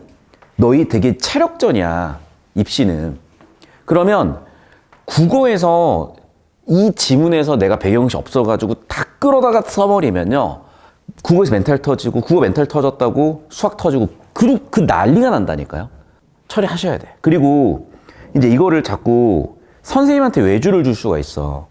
선생님한테 노력을 외주를 줄 수도 있고, 뭐 의지를 외교, 다 좋은데요, 결과가 안 좋잖아. 그렇게 해서 결과가 좋을 수가 없어, 얘들아. 그러니까 이건 있어. 너희가 고생스러울 수 있는데 그 고생에 버프를 걸어주는 수업을 선택해서 들을 필요는 있겠죠. 그런데 얘들아, 다시 한번 얘기하지만 얼마만큼 너희 근육이 성장해 있냐를 측정하는 시험이기 때문에 절대적으로 당신들이 자기 손으로 직접 하셔야 돼요. 자, 그래서 이제 유상계약인데 말 그대로 유상계약이 뭘까? 유상계약이 뭐래? 대가를 주고 받는데요. 그러면 머릿속에서 이미 우리가 계약 지문의 수능에 5지문이 나왔잖아. 그게 흐름이 이미 머릿속에 잡혀 있어야 돼. 그럼 기본적으로 매도인과 매수인이라는 관계는 잡혀 있어야 돼. 그럼 매수인은 뭐 하는 거? 돈 주는 사람이죠. 매도인은 보통 물건을 또는 동산이든 부동산이든 소유권을 이전해 주는 사람인 거지. 그런데 그 목적물이, 그 대상이 되는 동산이든 부동산이든 얘가 구입 초기부터 하자가 있는 상태면 당연히 매도인이 책임을 져야 돼요. 어떤 경우에 매수인이 그걸 모르는 상태였거나 모를 수밖에 없었던 경우에 경우수를 나눠놨죠. 그래서 그러니까 매수인이 알고 있거나 아는 게 가능했다면은 보상해 줄 필요가 없지만 모를 수밖에 없었어. 그러면 보상을 해줘야 되는, 어떻게? 담보 책임에 따른 손해배상으로 책임을 하거나, 아니면 아직 다 필요 없고 그냥 계약 파기해, 나는 대금 환불이 되거나. 됐니? 그러면 저 같은 경우에는 이렇게 했겠죠. 여기까지 됐어? 그 다음 봐봐. 담보 물건이 채권 맥락으로 오게 된다는, 채권은 청구권이야, 청구권. 그러니까 다시 채권 맥락, 채권은 뭐야? 청구권이라고. 그래서 담보의 물권은 권리라 그랬지. 담보에 대한 권리가 있는 거야. 그래서 청구권으로서 채권 맥락에서는 나는 최우선 변제권을 갖겠죠. 자, 그럼 그걸 설명할 때 어떻게 설명할 거야? 자, 일단 담보가 채권 관련 맥락에서는 채권의 실현 가능성을 보장하기 위한 조치래. 그러니까 맥락이 어려웠죠, 여기에서는. 근데 끝까지 보니까 이해되지. 그렇죠. 내가 뭔가 청구권이 있어, 채권이 있어, 실현 안 되면 의미가 없잖아. 그러니까 어떻게 돼야 돼? 최우선 변제권으로서 실현이 된다. 즉, 실현 가능성이 최우선이냐, 우선이냐. 이런 것들이 실현 가능성을 보장하기 위한 조치라고 볼 수가 있는 거고. 자, 그래서 어떤 문제가 터졌어요? 채권 불이행이라는 문제가 터졌어요. 채무자가 채무를 불이행했어. 그럼 어떻게? 난 돈을 받아야 되는데 강제 집행해야 되겠죠. 그럼 돈이면 은행에 압류 때려서 은행에 있는 유동성을 가져와 버리면 돼. 동산이니까. 근데 부동산이면 어떻게 해야 돼? 공적인 과정인 경매를 거쳐요. 돈이 나오겠네? 내가 다 가져올 수 있겠고, 아니면 비율에 따라서 배당을 받을 텐데 누가 먼저 얼마를 받을 거냐는 거야. 그 중에서도 담보 물권이 있는 사람은 우선적으로 받겠죠. 됐니? 그게 4단락의 끝부분에 나와 있는 내용이고. 여기까지 정리되셨어요? 네, 그래서 왜 자꾸 이걸 강조하냐면 이거야. 내가 지금 얘를 하면서도 머릿속에 막 떠오르는 지문이 있어요. 니네 학교에서 썼던 15분 모의고사. 그것 때문에 잘 들어야 돼. 내 머리가 지금 헷갈리는 거야. 이해됐어? 그러니까 안 푸는 것보다 나오는데 아니야. 안 푸는 게 나올 수도 있어요. 왜 그러냐면 지문의 퀄리티를 보장을 못 하잖아. 그러면 쓸데없는 경험과 배경지식 때문에 이 지문을 푸는데 지장을 준다니까. 그러니까 차라리 공부를 극단적으로 얘기하면 안 하는 게 나을 수도 있어요. 그럼 또 이렇게 얘기하잖아. 그럼 또 애들이 너무 좀 공부 경험과 센스가 없다는 느낌이 난 드는 게, 자, 내가 극단적으로 경우에는 멈추는 것도 괜찮다는 건 뭐냐면 옳은 방법으로 제대로 보자는 얘기를 하는 거고, 이런 거야. 국어 4등급이야. 다른 과목은 5, 1등급이야. 얘는 그럼 모험을 해야 되는 애인 거예요. 근데 뭐뭐 하다 보면 4가 5가 될 수도 있어. 야, 근데 솔직히 국어 4가 5 된다고 갈등이 달라지니? 내 말이. 근데 국어 4가 3이 되거나 4가 2가 되면 달라지지. 솔직히 3이 4 돼요? 크게 차이 없어요. 그러니까 내가 봤을 땐 그래. 3, 4, 5 진동인 애들은 승부를 한번 봐줘야 돼. 그런데 뭔가 이유를 모르겠어. 뭔가 여유들이 없으니 좀 안타까운 결과들을 내가 지금 자꾸 보게 됐는데 다시 한번 얘기할게요. 여러분은 좀 잘하고 있어. 그런데 왜 내가 자꾸 이 얘기를 하냐면 니네한테 벌어질 일은 아니지만 일단은 내가 올해 좀 마음다짐을 첫 수업부터 수능 끝난 두 번째 수업 첫 수업이잖아. 내 스스로 다지는 것도 있고 두 번째는 너희들도 좀 이 과목 시스템에 대한 이해도를 높여서 대처를 하시라는 거예요. 다시 한번 얘기하지만 우리가 지금 한 지문 한 지문을 되게 곱씹어서 공들여서 보고 있거든. 자, 일단 얘는요 우리 020 법논리 철학에 법 파트 처음 5지문이 엮여 있어요. 그게 100% 도움됩니다. 그리고 다른 지문들은 좀 저는 잘 모르겠어. 왜냐하면 특히 너희 학교에서 부교재로 했던 15분 모의고사 이런 애들은 퀄리티가 너무 들쭉날쭉이야. 그리고 그걸 우리가 내신 대비한다고 곱씹어 먹어버렸잖아요. 그러면 머릿속에 지대한 영향을 주면서 우리 나일리의 인격 형성이 돼버린 거야. 그래서 결과적으로 수능날 들어가게 되면 나일리의 불안이가 폭주한 것처럼 너희도 갑자기 폭주해버릴 수가 있기 때문에 지금 잘 이 지문을 올바른 방법으로 정리를 해놓자는 얘기를 한 거고, 그 다음에 오답 이의제기 들어왔던 저 지문, 칸트 지문은 법률 철학 초반부 4지문이에요. 그리고 거기에 좀 후반부에 보면은 심신 이론론, 이론론이 있어. 그런데 얘들아, 기출은 이유 불문 다 중요한 지문들이야. 그래서 거기 있는 지문들 흐름 잡고 걔를 보면 많이 도움이 되실 거예요. 그래서 어쨌든 저는 이번 수능을 보면서 그러니까 올해 6구를 왜 이렇게 내셨을까라는 아쉬움. 그러니까 올해 6구가 또 쉬워버리니까 얘네들이 죽어도 구조 안 잡고 내용일치로 비볐어요. 쉬우면 안 돼, 시험이. 시험은요, 끽소리 못하게 어려워야 다들 겸허하게 더 나은 방법을 찾아가요. 겸허해져요. 안 덤빈다고요, 쓸데없이. 그래서 좀 어려웠어야 되는데 6월, 9월보다 6월에서 9월로 갈수록 쉬워졌다가 수능에서 뭐 너무나 뭐 6평 이상을 어려워졌기 때문에 좀 약간 저는 그런 것도 이슈를 주지 않았나 싶어. 자, 정리되셨고 카메라 이쪽으로 오겠습니다. 여러분 기억나실 텐데 제가 올해 수능 치기 전에 작년 10월 학평을 했고 거기에 뭐가 나오냐면 연대 채무자가 어떻게 상계되는지를 설명을 해요. 그리고 수업 들었으면 아마 기억할 텐데 제가 지금 이제 1심 재판 누락 때문에 그러니까 3명이라 그랬잖아. 얘가 신용불량자라 그랬고 얘 이미 깜빵에 가 있다 그랬잖아. 근데 얘한테는 전부 승소를 했어요. 그래서 이제 재판 누락이 돼 1심 재판결을 받았고 얘가 지금도 깜빵에 있는지 모르겠어. 있을 거야 아마. 이 새끼 사기꾼이어가지고. 그래서 얘한테 지금 다 받아냈단 말이에요. 근데 문제는 이 새끼는 어차피 돈이 없어. 그럼 누구한테 받아야 돼? 여기한테 받아야 될 거 아니야. 그래서 연대채무로 묶어야 되는데 공모 증거가 불충분해서 공모라고 인정할 수 없다. 그래서 얘한테는 채무 인정인데 얘한테 오히려 나는 줄게 생겨버린 거지. 그래서 이렇게 묶어야 돼요. 그래서 지금 2심에 이게 딱 거의 만들어진 상황이거든. 자, 이제 그 얘기야. 그러면 그런 개념들도 알아야 니네가 싸울 수 있단다. 자, 우리는 칼 들고 있는 거야. 근데 니네 칼이 무디면 작살 나겠지. 이 지문을 통해서 칼 날을 갈고 계시는 거야. 자, 그럼 봐. 보증이 뭐냐? 채무자가 채무 이행을 하지 않으면, 자, 채무자는 의무가 있는 사람인데 의무를 이행하지 않았지. 그럼 채권자는 권리가 보장받지 못하지. 그럼 어떻게 그 채무를 다른 사람이 대신 이행하면 되죠. 예를 들면 국가에서 보증을 해주는 경우도 있어요. 전세 보증. 또는 기업가들을 위해서 뭐 예를 들면 서울 보증보험 이런 데가 있어. 그 보증을 해주는 거야. 이때 원래 채무자를 주채무자 대신에 채무 이행하는 사람을 보증인. 벌써 이해됐죠, 이제? 그러니까 전세 보증이 뭐겠어요, 이제 그러면? 국가가 전세 자금을 빌려주는 거잖아요. 맞니? 그러면 집주인이 모종 이유로 전세 자금을 돌려주지 못하는 상황에서도 일단은 보증보험에 의해서 전세를 받고 집주인한테 청구를 하는 거겠지. 예를 들면. 자, 그럼 봐. 어떤 개념이 된 거냐? 이런 거야. 전세는 누가 누구한테 돈을 빌려준 거니? 세입자가 집주인한테 돈을 빌려준 거예요. 이해됐어? 보증인은 누구야? 국가야. 전세 보증. 허그라 그래서 국가 자금을 가지고 집주인의 전세 대금을 채무 이행을 못하는 경우에 전세 대금을 못 돌려주는 채무 불이행 상황에서 국가가 대신 주는 거야. 세입자한테. 됐어? 그런 제도라는 걸 이해를 하시고. 자, 그러면 주채무자가 부담하는 채무를 주채무, 보증이 부담하는 채무를 보증채무. 어려운 건 없어요. 자, 보증은 채무자 사고 났을 때 대신하는 거. 당연히 그러면 채무자는 두 명이죠. 원래 채무자랑 보증인. 원래 채무자를 주채무자, 보증인 두 개로 구분하고, 원래 주채무자를 당연히 주채무, 보증인 채무를 보증채무라고 하면은 이름 딱 정리되잖아. 자, 보증은 담보 기능을 수행하기 때문에 당연하죠. 누가 채무를 갚았어. 그러니까 주채무자가 갚았어. 그러면 해결이 되죠.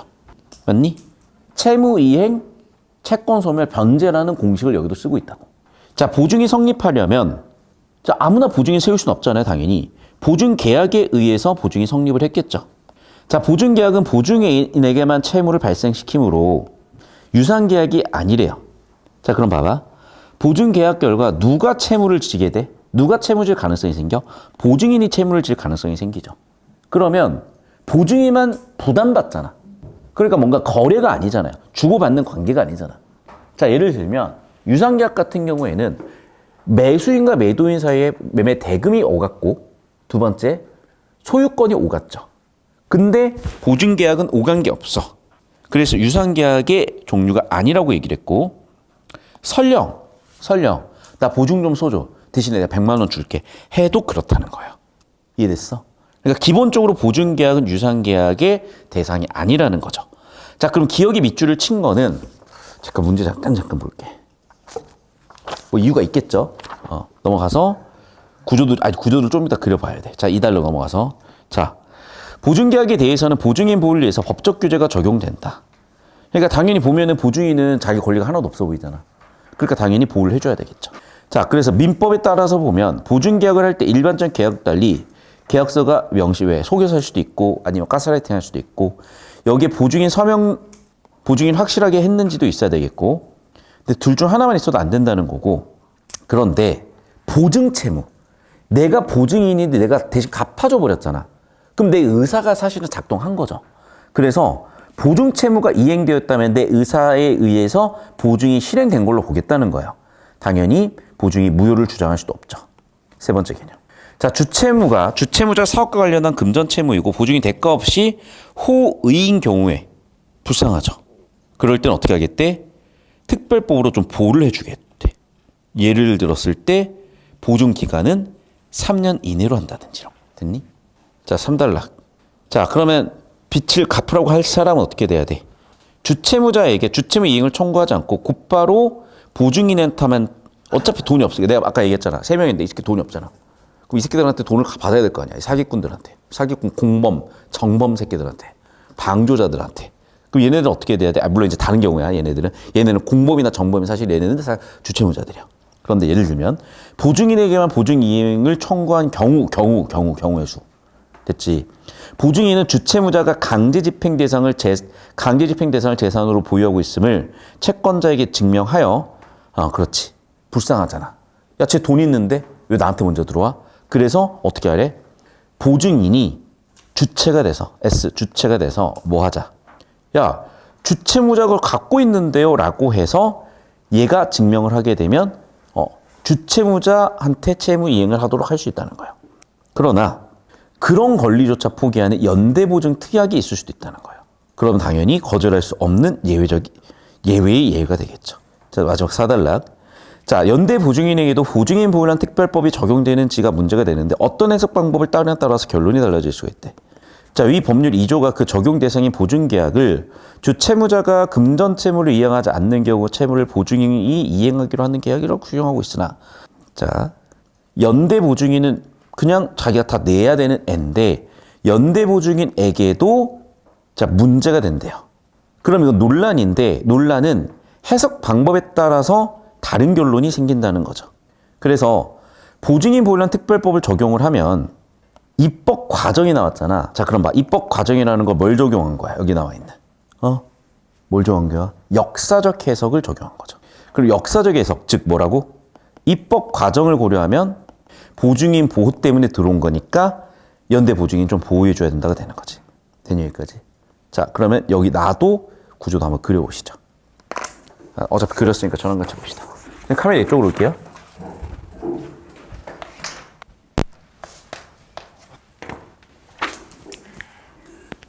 왜?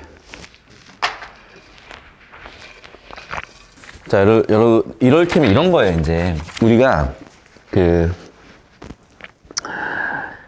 이게 당연하게 구조도 그려야 된다고 생각한 여러분들은 구조도 그린 게 전혀 피곤해한 기색이 없거든. 그러니까 그 상태가 돼야 돼. 그러니까 내가 지금 아쉬워서 그렇거든요. 저번 주가 수능이었구나. 까먹기 전에 이거를 다시 한번 다 잡고 가야 되는 건데, 저도 수능 전주에 고장나 있었어요, 사람이. 지금은 어떠니, 느낌이? 잘 모르겠니? 지금 살아나죠. 아, 그래요? 그래 보여요? 근데 너무 웃긴 게, 이번 여행은 뭐 그렇게 좋지는 않았어요. 그러니까 옛날에는 좋아서 미친 줄 알았어. 좋아서 미친 줄 알았어, 진짜. 근데 이번 여행은 그래서 그렇게까지 좋지는 않았거든. 그런데 너무나 웃긴 게, 내가 저번 주 금요일 수업하고 이번 주 금요일로 수업했을 거 아니야. 휴가 이번 짧게 갔다 왔으니까. 저번 주 금요일은 진짜 너무 하기 싫었어. 다 때려치고 싶어. 그런데 어제는 하기 싫지가 않더라, 별로. 잘했어요, 그래서. 느꼈어요, 그때. 얘들아, 미안해. 방법이 없어, 근데. 니네가 찾아야 돼. 여러분 스스로 스트레스 해소 방법을 찾으셔야 돼요. 이 새끼는 연애를 하고 계신 것 같고, 아직도 잘 하고 계세요?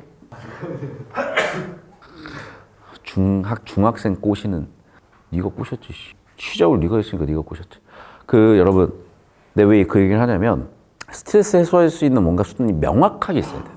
그러니까, 여러분, 입시가요, 왜 어려운 거냐면, 그냥 닥치고 공부를 하면 되는데, 문제는 스트레스 내성이 다 달라, 사람마다.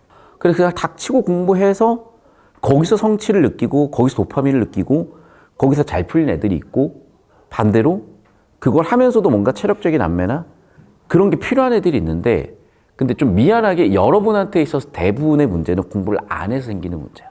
공부를 더 해버리셔야 돼요. 더 치열하게 해버리셔야 돼요. 그런데 너무 몰아붙이다 보면 또 사람이 쉽지가 않거든. 특히 재수험생들은. 적절한 스트레스 해소 방법이 있어야 되는데 그런 게 담보되지 않은 재수생은 시작하지 마세요, 그냥. 어차피 안 돼요. 그러니까 뒤로 갈수록 나가 떨어진다니까. 그러니까 내가 지금 이제 너희 딱 표정을 딱 보잖아. 너희 친구들 기억나니? 나가 떨어진 친구들 있잖아. 그러니까 1학년 때 되게 열심히 했고 되게 잘했던 애들이 있는데 어느 순간 애들이 푹푹 처지고 쭉쭉 처지더니 지금 다 나가 떨어져 있어요. 근데 난 지금 걔네들이 잘 하기를 바래. 그리고 걔네들의 데이터도 궁금해요. 어떠니? 떨어져 나간 애들 국어 점수 다른 과목 포함. 그럼 다행이야.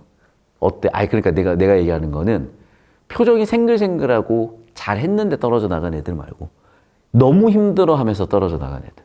예를 들면 전설의 포켓몬. 예를 들면 어떤 거 같아요? 완전 표정 썩었던데.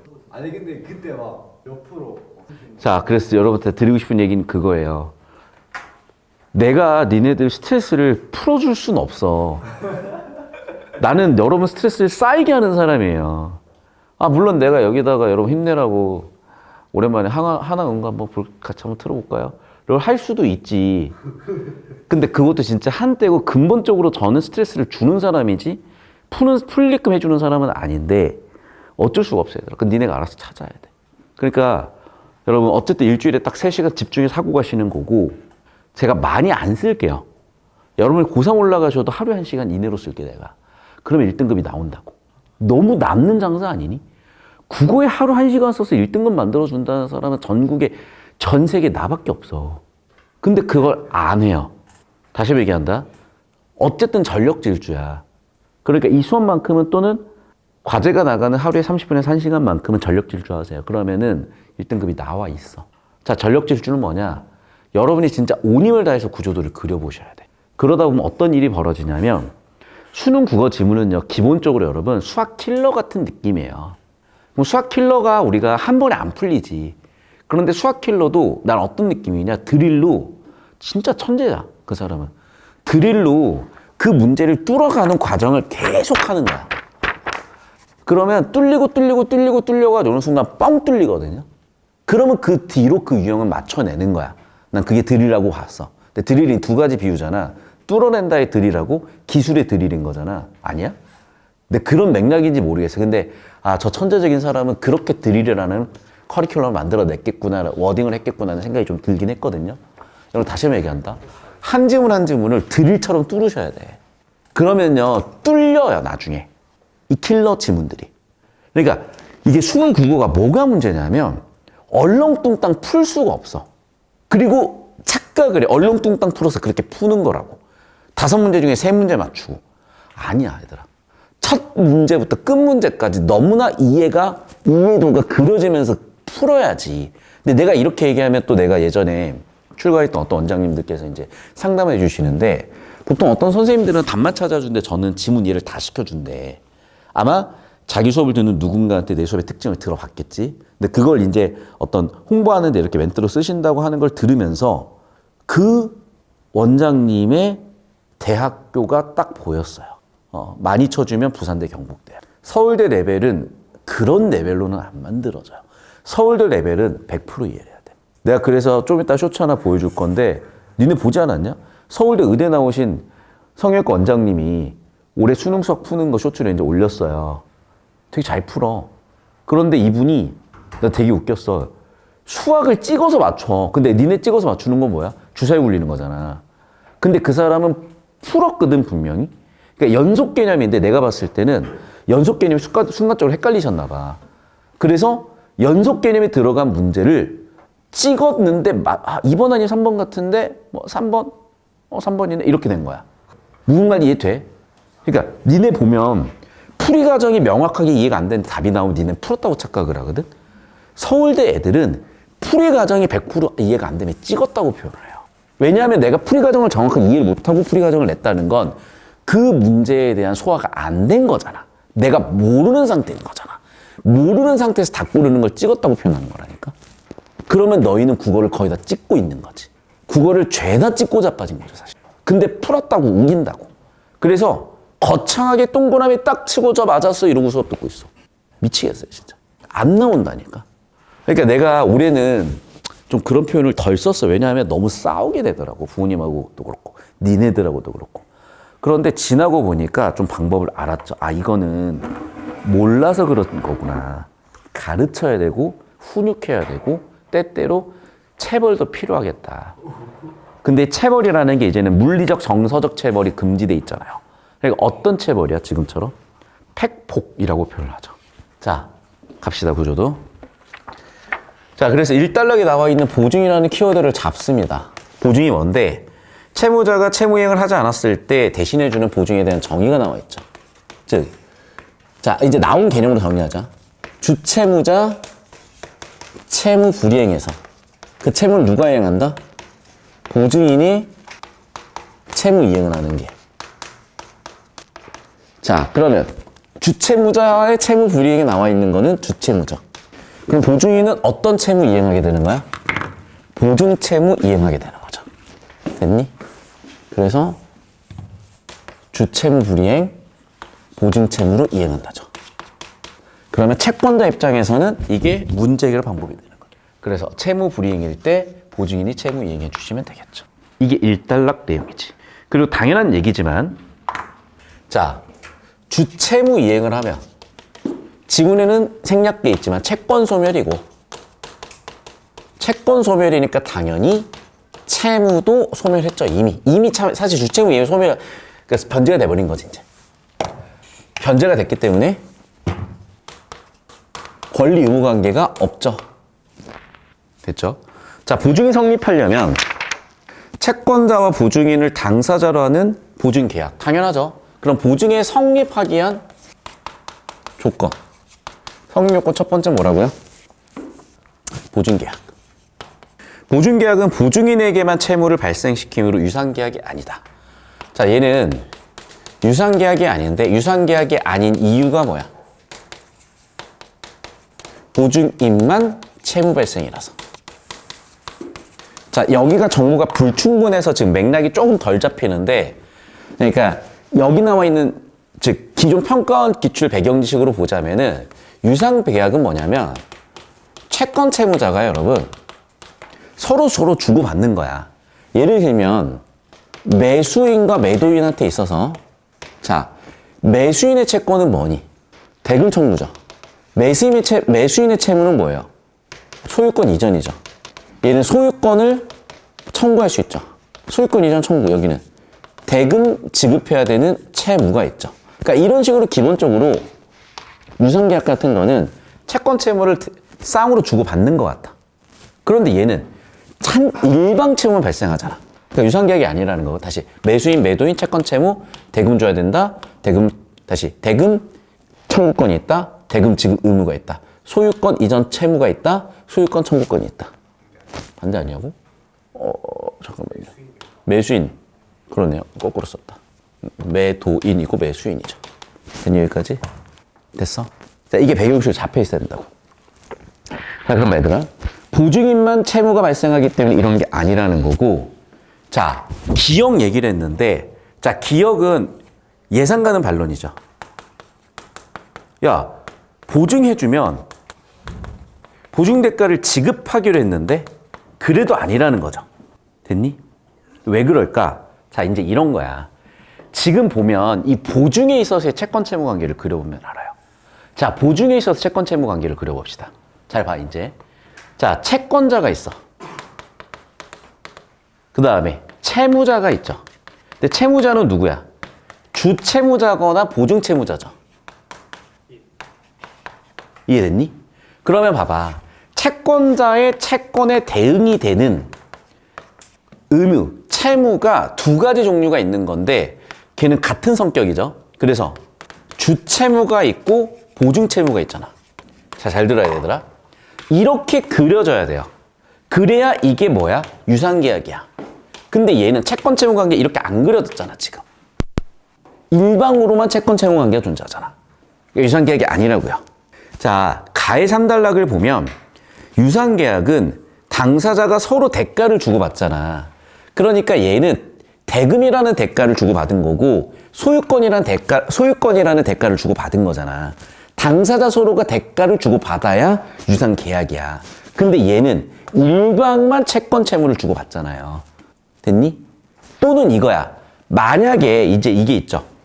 채권자와 누구 사이에는 또 뭐가 오갔을 수도 있어. 이게 오갔을 수도 있지. 여기까지는. 근데 보증인은 지금 자기한테 권리가 아예 없는 상태잖아요. 여기까지 됐니? 그러니까 보증인은 주고받지 않았기 때문에 보증인은 채무 발생하니까 유상계약이 아니라고. 선생님, 그러면 보증 대가를 지급받은 경우에 그때는 누구와 누구 사이의 관계인 거야. 그렇죠. 그때는 주채무자와 보증인 사이의 채권 채무 관계인 거지. 그럼 주채무자가 예를 들면 어떤 금전을 주기로 했고 보증인은 그 대가로 금전을 받고 금전을 받은 대신에 그래, 난 보증 써줄게. 이렇게 지금 주고받은 걸로 볼 수는 있겠죠, 사실은. 이해됐니? 그러니까 보증의 대가로 금전을 주고받은 거잖아. 그러면 봐. 여기에 유상계약은 누구와 누구에 있어서의 관계인 거야? 주채무자 보증인의 관계에서인 거지 채권자의 관계에서는 아니잖아요. 그러니까 여기서 새로운 채권 채무가 생긴 거야. 자, 보증인이 담보해줘야 되는 채권자에 발생하는 채권 채무 관계가 아니라 주채무자와 보증인 사이의 채권 채무가 새로 생긴 거예요. 그러니까 보증과 관련된 계약이 아니야, 얘는. 이해됐니? 그러니까 보증을 발생시킨 계약은 맞겠지. 그런데 보증을 발생시킨 계약이지 보증 자체만 놓고 봤을 땐 유상계약이 아니라고요. 자, 이 지문이 왜 오락가락하냐면 배경시 없어서 그런다니까. 그래서 예약이라는 지문이 있어. 그러니까 계약의 성립 요구권을 발생시키는 게 예약이야. 그래서 그 평가원 지문, 그 5개 지문 흐름이 존재한 거야, 여기까지 흐름이. 그러니까 지금 수업 내용이 잘 이해가 안 되는 것부터가 뭐냐면 평가원 지문이 안 잡혀 있는 거고 이걸 수능에서 머리 터주려고 하지 말고 지금 머리가 터져야 돼. 그 배경식으로 정확하게 세팅이 돼 있어야 돼. 자, 그래서 이제 1단락 정리까지 했고요. 이제 2단락 와서 카메라 여기 기준으로 좀 잡아주십시오. 자, 이제 2단락 여기로 와서. 자, 그런데 당연히 보증인은 그러면 일방적으로 응만 지기 때문에 보호가 필요하잖아요. 자, 보호하기 위해서 뭐가 있다? 민법 조항이 있다는 거야. 자, 그래서 첫 번째 조건 뭐가 있어야 돼? 계약서 있어야 돼. 두 번째, 자필로 된 명확한 서명이 있어서 인지가 있어야 돼. 자, 그런데 여기서 중요한 건 이것의 의미는 뭐냐면 보증인의 의사가 명확하다는 거를 밝히기 위함이고 이 명확하다는 것을 3번에서 뭐라고 얘기했냐면 보증채무 이행이라고 본 거야. 보증채무를 이행했다는 것 자체가 의사가 명확하다는 얘기죠. 그럼 채무 이행이 됐으니까 뭐가 됐어? 변제가 됐으니까 뭐야? 채권 소멸. 동시에 주채무도 소멸이죠. 채권 채무 소멸이죠. 보증이만 갖고 끝난 거야, 이렇게 되면. 됐니, 여기까지? 자, 그래서 무효 주작이 불가능하고 주채무자가 주채무자 사업과 무관한 금전 채무이고, 자, 그러니까 봐봐, 이제 4번. 그런데 자, 이 주채무자가 두 가지를 했을 거예요. 첫 번째, 사업과 관련된 것이 있고 사업과 무관한 것이 있을 거예요. 아니, 그러면 당연히 사업과 관련된 거는 보증하는 게 당연히 맞죠. 그런데 사업과 무관한 것도 이제 보증인한테 보증을 해달라고 할 수는 없어야 될 거 아니야. 이해됐니? 그러니까 보증인이 보증하기로 한 범위에서만 보증이 돼야 되잖아. 그래서 3단락을 보게 되면, 2단락을 그래서 보게 되면 호의로 보증계약을 한 경우에 보호를 한다는 거예요. 됐니, 여기까지? 그리고 그 조건은 뭐라고? 3년. 됐죠? 그러니까 정리하면 이거야. 자, 당연한 얘기지만 주채무자가 사업과 관련된 자금이었을 수도 있고 무관한 자금이었을 수도 있어요. 그러니까 사업과 관련된 자금 당연히 보증해줘야지, 보증인이. 근데 사업과 관련되지 않은 거에 대해서 채권자가 채무를 갚으라고 걸었어. 근데 얘가 보증인이야. 그럼 당연히 보증을 서줘야 되는데 그럼 너무 억울하잖아요. 사업도 아닌데. 그래서 그렇게 호의를 했고, 그러니까 돈을 대가를 받지 않고 그냥 호의를 했을 뿐이고, 그럴 때는 보증을 면할 수 있게 해주는데 그 조건이 뭐다? 3년이다. 그 기간이 명시되지 않았으면. 자, 이제 3단락. 주채무자가 주채무 이행을 청구하지 않고 보증인에만 보증 청구. 자, 근데 봐봐. 상식적으로 순서가 뭐겠어, 당연히? 주채무자가 우선이잖아. 자, 이제 1순위, 2순위여야 되잖아요, 지금. 그런데 얘한테 먼저 들어왔대. 자, 그러면 보증인 입장에서 좀 억울할 수가 있겠죠. 그래서 보증인이 이 문제를 어떻게 해결할 수가 있어? 자, 얘가 입증을 하면 되죠. 주채무자의 변제 능력을 입증을 하면 해결이 된다고요. 그런데 이 자체도 다시 채권자 입장에서 리스크니까 이 자체에서 채권자가 다시 해결할 수 있는 방법은 뭐야? 그렇죠. 연대보증특약. 그럼 연대보증특약이 들어가 버리면 당연한 얘기지만 보증인이 변제해야 되죠. 자, 그런데 4단락 가서 이제 아까도 얘기했지만 법 해석의 맥락 맞니? 해석의 맥락 때문에 좀 이제 고려가 된다는 거야. 그 중에서도 입법 과정을 고려하면. 자, 입법 과정을 고려했더니 어떻게 돼? 보증인 보호를 해야 되죠. 자, 그게 아니면 보증인 보호를 못 한다는 얘기죠. 마지막 단락을 보면 이제 위 법률 2조가 주채무자가 금전채무를 이행하지 않은 경우 채무를 보증인이 이행을 한 계약이니까 사실은 법조문만 놓고 본다면 보증인의 채무 이행을 강조하는 것으로 보이나 입법 과정에서는 연대보증인 뭐라고? 보호의 필요성이기 때문에 모순적인 상황이 벌어진다. 어떻게 해결한다는 열어놓고 갔기 때문에 이 정도만 정리해 보시면 되겠어요. 자, 선생님 카메라 이쪽으로 봅시다. 자, 대략 흐름은 잡히셨죠, 여러분? 자, 가와 나의 전개 방식에 대해서 가장 적절한 거. 자, 1번 선지부터. 가는 법적인 의미 해석 방법을 구분해서 제시했고. 했죠? 두 가지. 2단락에 1번, 2번으로 나왔고. 나는 보증계약에 관련된 규범의 주요 내용. 얘들아, 규범이 뭐야?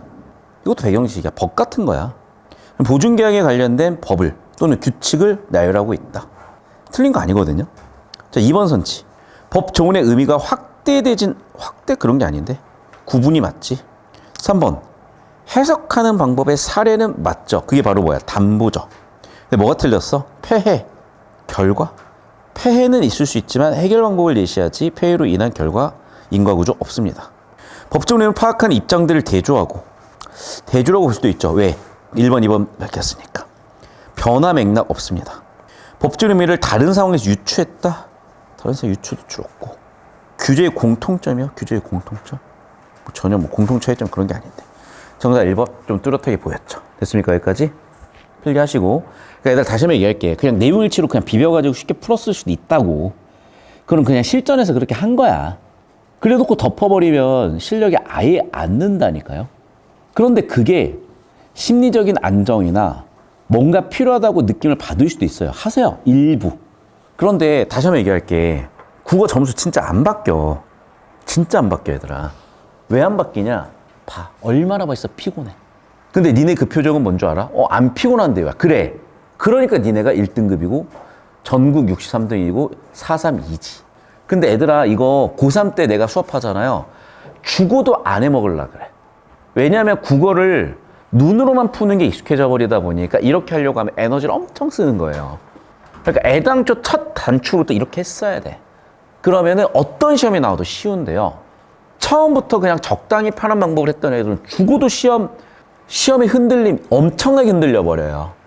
자, 5번. 가를 통해 알 수 있는 내용이야. 법은 오늘도 한정을 했네. 잔소리 많아가지고. 자, 오늘 법은 사회 구성원들에게 보편적으로 적용돼야 하므로 일상적 의미. 자, 이게 일단락 주제죠. 2번. 법조원에서 담보는 채권자가 금전 채권의 실현 가능성을 보장하는 조치라는 법적인 의미가 부여되기도 한다. 이게 일단락 내용 아니었어? 4단락이죠. 가해. 자, 금전 채권자가 여럿인 경우에 진행이 되는 경우, 이것도 4단락 얘기죠. 자, 유상계약에서 담보는 당사자가 거래 값어치를 보장하는 의미로 해석되므로 까지는 맞는데 교환대사의 값어치가 일치하는지는 요건이 아니었던 것 같고 발췌적으로 4번 고르셨을 겁니다. 됐니? 자, 6번 문제 가볼게. 가와 나를 바탕으로 니은을 판단해보자. 아까 설명했죠? 기억이 뭐였다고? 이거는 계약관계가 다르기 때문이야. 1번 선지 볼게. 자, 주채무자가 보증인에게 지급하기로 한 대가를 채권자가 외대신받아. 주채무자와 보증인 사이의 권리관계가 뭐예요? 자, 이거죠. 다시 한번 내가 그려볼게. 예를 들면 금전을 지급하기로 했어. 보증을 서주기로 했어. 그럼 여기는 채무고 채권이죠. 그럼 둘의 권리관계는 어디서 성립이 끝난 거야? 보증인이 보증을 서주고 채무자가 금전 지급을 하면 그럼 여기서는 사실은 둘 사이의 채권 채무 관계는 이미 변제 소멸이에요. 이해됐어? 그 다음에 발생한 게 뭐야? 여기지. 그 채권자는 결국에는 자, 봐봐. 채권자와 채무자 사이에 뭐가 오갔을 수 있죠. 예를 들면 채권자는 그리고 예를 들면 용역을 하기로 했다고 치자. 그래서 용역을 지급했어. 여기다가 금전을 줘야 돼. 그런데 보증인이 그 금전을 같이 줄 수 있는 그런 채권 채무 관계인 거지. 예를 들자면.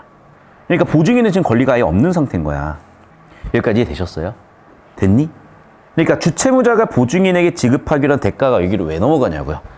이게 성립되고 나서 이게 성립되는 건데. 자, 그래서 2번. 보증인에게 대가를 지급할 의무를 지는 사람이. 자, 이 사람은 누구야? 그렇지. 봐. 이게 동어반복 패러프레이즈 표지라고. 그리고 작년 10월 학평에서 연대채무 연계지문이라고. 기억나니 그 지문? 그 지문 되게 중요했던 지문이어서 한번 엮어서 볼 거예요. 자, 그래서 보시면 보증인에게 대가를 지급할 의무를 지는 사람이다. 이게 뭐라고? 다시 한번.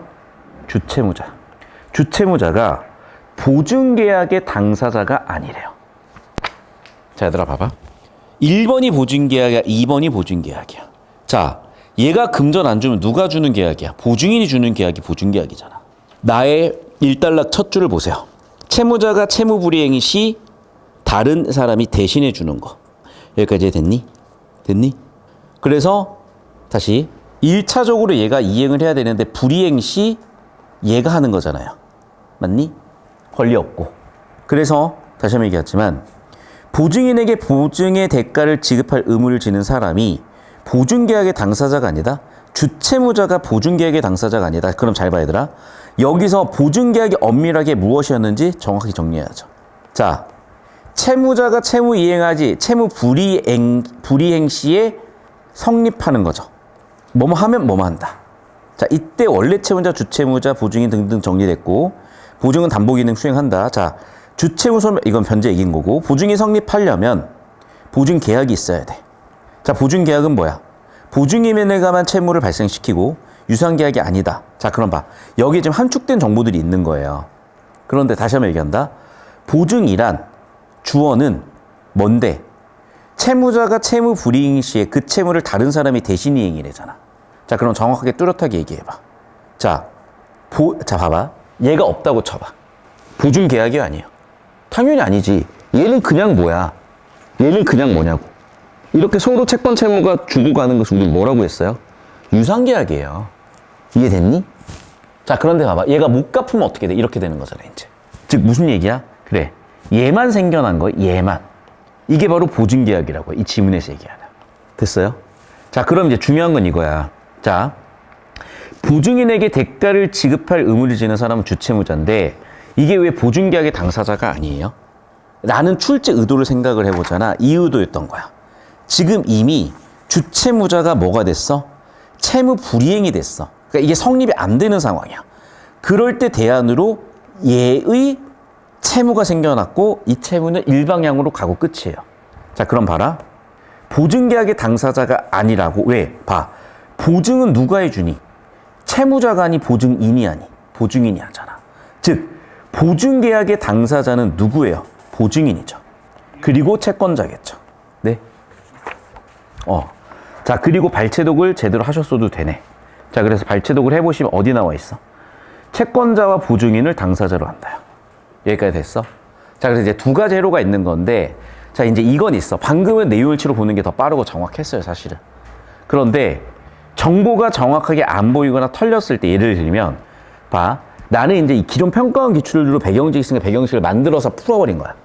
또는 구조를 알고 있으니까 구조를 만들어서 풀어버린 거야.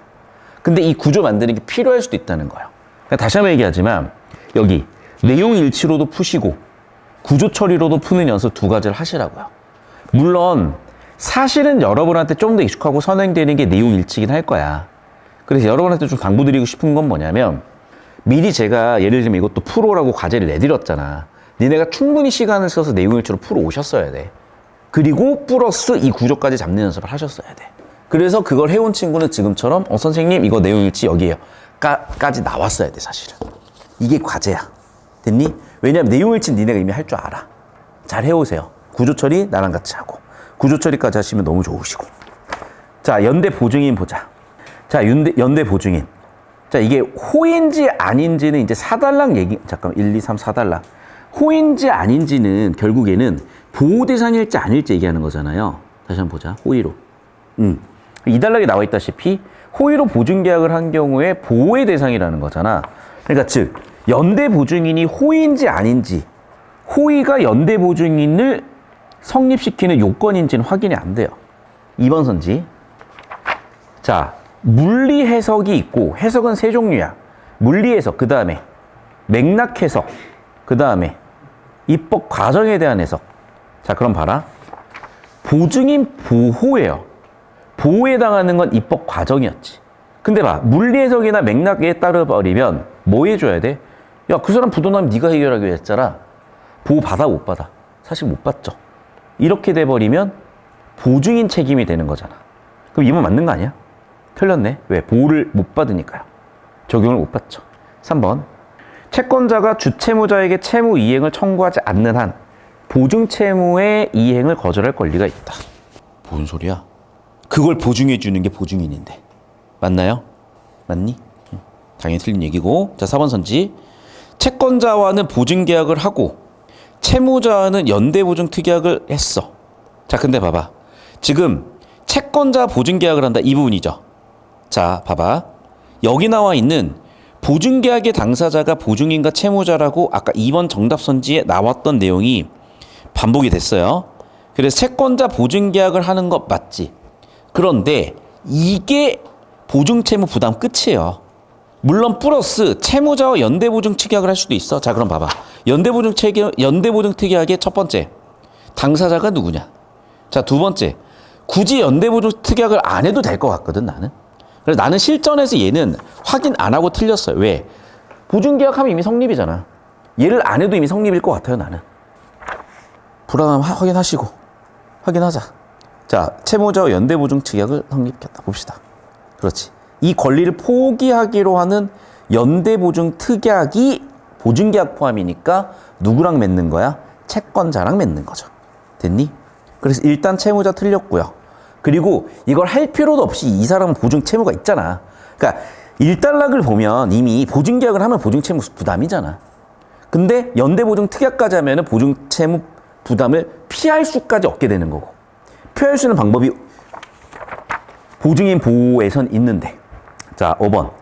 채권자가 주채무자에게 채무 이행을 청구하여 채권이 실현되면, 그렇지. 채무 이행 변제가 돼버렸잖아요. 5번. 그럼 기본적인 공식이죠. 다시 한번 얘기한다, 얘들아. 채무 이행, 채권 소멸 변제라고. 공식으로 기억을 해두시라고, 이거는. 됐니? 그래서 얘들아, 수업을 듣다 보면 제가 중요한 걸 계속 반복해서 누적해서 스택을 쌓아드릴 거야. 특히 010, 020 복습해 보셔도 돼. 그러니까 자꾸 이제 내가, 참, 점수 안 오는 애들이 공통점이 뭐냐면, 01, 020에 있는 지문들을 복습하는 것에 효능감을 못 느낀다는 거. 그러니까 왜 그러냐면 여러분, 자, 봐봐, 이제. 과제가 뭐냐. 혹시 0120 없는 사람 다 있을 거야. 근데 안 해오잖아. 무조건 다음 주 들고 와. 과제요. 선생님. 과제가 얘들아, 020에 법논리 파트, 법 파트 보시면 초반 5지문 있어요. 그게 이 지문하고 엮여 있어. 풀어오시고 구조도 잡아오시고 엮어봐. 두 번째, 오답 이의제기 들어온 지문은 초반 4지문이야. 그러니까 내가 왜 엮어놨는지 느낌을 잡을 건데, 근데 거기에 추가적으로 개체성 지문하고요, 심신 이론론, 이론론 지문까지 엮어야 되는데, 이거는 그냥 보면은 좀 안 잡힐 수도 있어요. 그래서 일단은 내가 방금 얘기한 10지문 정도 풀어오시는 거야. 10지문 풀어오시는 거고 느낌 잡아보세요. 그럼 잡힐 거야. 자, 그리고 다음 주에 좀 추가적인 설명을 할게. 자, 이제 계속 봅시다. 갑이 납품한 예술품의 갑의 행위와 무관한 하자가 있어서 을에게 손해가 발생한 경우 계약 체결 시점에 을이 하자를 알 수 있었으면 을은 손해배상을 받은 권리가 없대요. 자, 봐봐. 자, 이것 때문이죠. 이것 때문. 계약 체결 시점에 을이 하자를 알 수 있었으면 손해배상 없다고 아까 얘기했었죠. 2번. 하자가 손해가 발생한 경우가 있어. 그럼 당연히 손해배상 청구를 해야 되는데, 근데 잘 들어야 돼. 계약의 목적을 달성할 수 있든 없든지 간에 그 하자에 대한 해결 방법은 이런 것들이죠. 난 그 2번이 좀 틀렸다고 봤거든요. 좀 이따 조표 발표도 한번 해볼 거고. 3번. 보증계약서에 병의 서명이 있고 연대보증 특약이 없어. 자, 그러면 을에게 강제 집행 대상이 있음을 증명했으면 거절할 수 있어야 되는 거 아니야? 맞잖아. 지금 3번도 틀린 것 같은데? 자, 그래서 난 두 개를 좁혀놓고 발제도로 좀 들어갈 것 같아요. 자, 2번부터 발제도 한번 해봅시다. 하자에도 불구하고 계약 목적이 달성할 수 있으면 그래, 환불 못할 수도 있나? 확인하자. 어디 나와 있니? 일단 이 부분인데, 자, 계약 체결 당시 하자 때문에 대금만큼의 값어치를 못하는 상태였다면요. 근데 이번은 계약의 목적을 달성할 수 있다면 대금만큼의 값어치를 하는 상황이죠. 맞니? 그러면 담보 책임이 아니라 뭐가 되는 거야? 손해배상 책임이 되는 거네. 담보 책임에 대한 것도 손해배상 책임이고. 그리고 여기 나와 있죠. 하자로 인한 매수인이 계약 목적을 달성할 수 없으면 계약 파기, 대금 환불 청구. 목적 달성이 불가능해야 대금 환불 청구. 즉 무슨 얘기야? 그래, 하자 때문에 발생한 일이야. 손해배상을 해주면 되는 거지. 대금 환불이 아니라. 됐나요? 그래서 대금 환불 받을 권리가 없다. 확인되네요. 방금 발제도로 다시 한번. 인과관계가 따져지면서. 근데 봐봐. 이걸 그냥 내용일치로 옮기실 수도 있는데 구조 처리 연습을 통해서 지문에 대한 이해도도 깊어지고 구조 보는 눈도 생기고 연습도 된다는 거야. 자, 여기는 틀린 거죠. 왜? 연대보증 특약이 없고 집행 대상이 있음이 입증을 했으면은 주채무자한테 먼저 받아야 될 거 아니야. 그 정답은 3번이죠. 됐니? 자, 고생들 하셨고 여러분. 자, 그 연계 지문이 내가 아까 얘기했을 때 020에 다 있거든요. 혹시 020 교재 없는 사람? 다 있죠. 그래서 020의 첫 4지문 풀어오시고 파트 4일 거예요. 법 파트 보시면 또 5지문 있습니다. 초반부에. 자, 연계 지문으로 풀어오셔서 구조도 싹 다 노트에다 그려오시고 구조 느낌 잡아와. 고생하셨고. 자, 하나 더 얘기한다, 얘들아. 자, 이제 수능을 한번 쳐보셨어야 돼요. 작년 거. 그러니까 올해 거. 어느 작년이 돼버렸네. 친 사람. 26학년도 방금 이거 저번 주 쳤던 거 시험 따로 풀어온 사람 손. 제발 해하셨으면 참 좋았을 텐데. 그러니까 왜 그러냐면 얘들아. 내가 이제 기본적인 원리를 알았어요. 멘탈이 왜 나쁠까? 왜 안 좋을까? 간단한 거야. 그렇지. 점수 안 나와서야. 점수 안 나와서라니까. 그러니까 나도 왜 멘탈이 안 좋았겠어? 원하는 점수가 안 나와서야. 이해됐니? 근데 원하는 점수가 여러분 언제 나와주면 되는 것 같아? 사람마다 달라요. 얘는 수능 때라고 해버리잖아. 얘는 멘탈이 좋아서 그래. 그런데 유리 멘탈이거나 또는 재수생, 사무수생들은요, 언제부터 나와야 될 것 같아? 무조건 첫 시험에 나와줘야 돼요.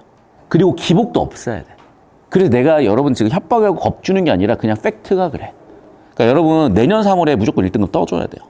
내년 3월에 1등급 뜨잖아. 수능까지 1등급을 생각하면 돼. 근데 내년 3월에 1등급 안 뜨잖아요. 잘 들어. 그래. 더 열심히 하면 되거든. 근데 보통의 경우에는 심적으로 지쳐버려요. 해도 안 되네 이러면서. 그러면서 내려놔요. 1년을 못 버틴다고. 버티긴 하는데 계속 편한 방법으로는 풀어요. 익숙한 방법으로. 힘내시고 야구장 자주 가시고 연애 잘 하시고. 그러니까 뭐냐, 각자 나름의 어떤 잔잔한 집중력과 체력을 가지고 버티고 있는 걸 알거든요. 거기서 내가 더 해라 못해요. 그건 인간의 한계야. 각자 한계야. 해법은 뭐다? 스트레스 방법, 해결 방법 찾으시고, 내가 일주일에 국어에다가 많아도 6시간